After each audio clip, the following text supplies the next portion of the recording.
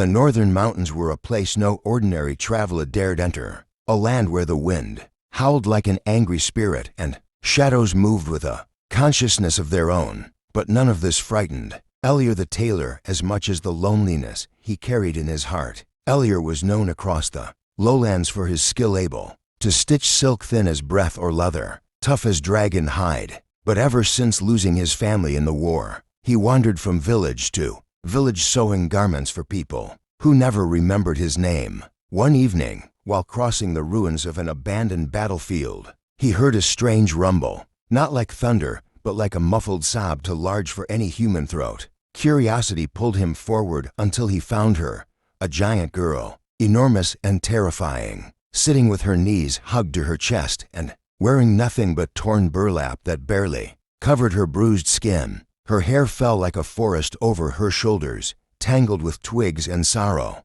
When she lifted her head and looked at him, Elior felt his instinct screaming to run, yet beneath the fear, he saw something far more powerful, the unmistakable look of someone who had never in her life been shown kindness. She spoke softly for someone of her size, telling him her name was Lyria, last of the mountain giants, hunted by warriors who feared her existence. She had spent years hiding behind cliffs, scavenging what she could, trembling each time she heard the distant clang of metal because she believed humans wanted only to slay her. Elior, moved by her trembling voice, asked why she had been crying. Lyria explained that today was the anniversary of her mother's death, and giants honored their dead by wearing a garment woven in white, symbol of remembrance and peace. But Lyria had never learned how to make one. Her fingers were too large, her tools non-existent, and she had lived in rags since childhood. Without thinking, Elior set his satchel on the ground,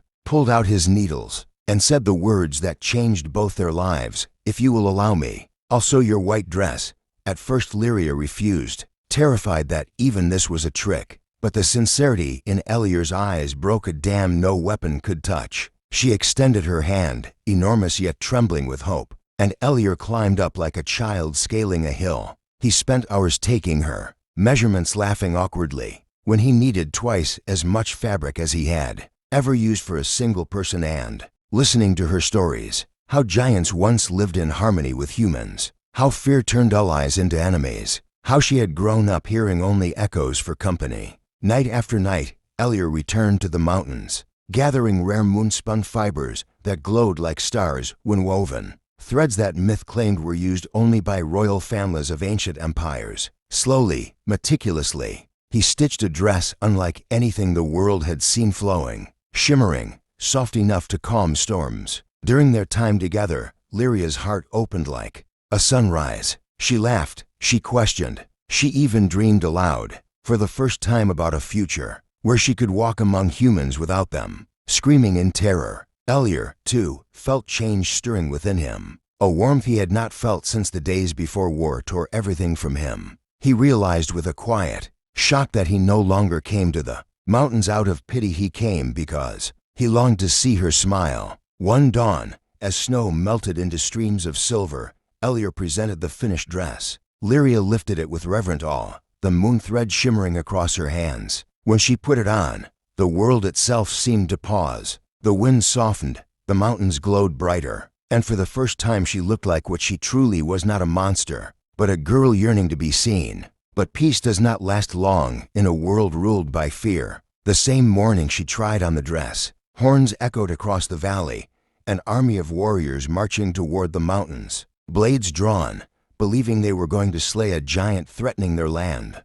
Lyria froze in terror, whispering that she could not run without ripping the garment. Elior stood before her, tiny as a leaf before a storm, but with a resolve fierce enough to break fate. He squeezed her hand and promised, "I won't let them hurt you." What followed would be remembered in songs for centuries, but the battle had not yet begun when the first ranks of armored warriors reached the clearing. They expected a towering monster dripping with blood and rage, but what they saw instead shattered every story they had been told. A gentle giant girl wearing a white dress that glowed like fallen starlight, standing behind a human tailor who shielded her with nothing but his body. The captain of the warriors, a scar-covered veteran named Rovan, scoffed at the scene, assuming it to be trickery. Yet something about the giant's trembling, the purity of her dress, and the unwavering stance of the tailor made him hesitate. Elior stepped forward and demanded they sheathe their weapons, declaring that Lyria had harmed no one in her life. His voice shook but did not break, and for a moment, Rovan felt as if he were staring not at a tailor but a king defending his bride. "She is not what you think," Elior said, describing her loneliness, her grief, and the dress of remembrance. The warriors murmured among themselves, the fabric's glow reflecting in their helmets, like moonlight trapped in steel. Rovan, however, was not moved so easily. He claimed giants were dangerous by nature, that the death of even one human at their hands justified ending the line forever. Lyria lowered herself onto her knees so the warriors could see her face more clearly, a face filled not with rage but with sorrow so profound it quieted even the bravest among them. She whispered that she wished only to live without fear. Her voice shook the leaves, but her words were tender. It was then that the impossible happened. A child within the warrior ranks stepped forward. The boy, hardly more than 10, had wandered too close to the mountains weeks earlier and become lost in a storm. Lyria had sheltered him in a cave and guided him back toward the road at dawn. The boy testified that she was gentle, that she hummed lullabies to calm him through the night, that she risked her safety to keep him warm. Silence crushed the army. Rovan, stripped of excuses, felt the weight of his own prejudice collapse. One by one, the warriors dropped their weapons, kneeling in acceptance not to worship, not to surrender, but to acknowledge the truth they had been too afraid to see. Elior turned to Lyria, relief flooding him, and in that moment he realized he could not imagine a life without her. With the entire army watching, he climbed her arm to her shoulder, looked into her eyes, and confessed with trembling certainty, "Lyria, I love you. I want to spend my life with you."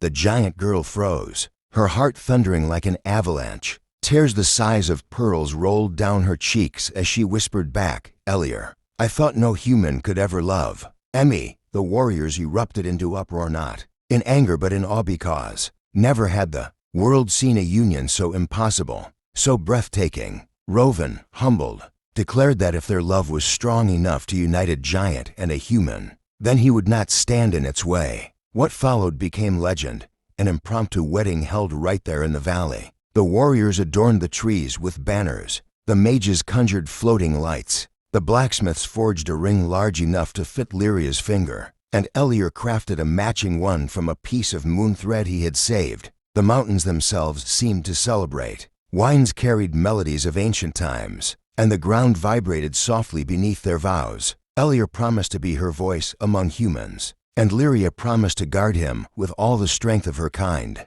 When they sealed their vows, a roar of cheer burst from the gathered warriors, a roar so loud it echoed across kingdoms. Word of the wedding spread within days, turning enemies into allies, bridging to races long divided by fear. And in the years that followed, humans and giants lived side by side once more, their unity symbolized by the white dress that started it all. Travelers still tell the tale of that day, how a tailor healed a wounded world with nothing but thread, courage, and love, and how a giant girl in rags became a queen of peace. And whenever people pass the valley where the wedding took place, they swear they can still see the faint shimmer of moon thread drifting through the air, a reminder that kindness, no matter how small, can change the fate of giants. If you enjoyed this story, don't forget to subscribe to the channel for more epic tales, emotional stories, and cinematic narratives that stay with you long after they end.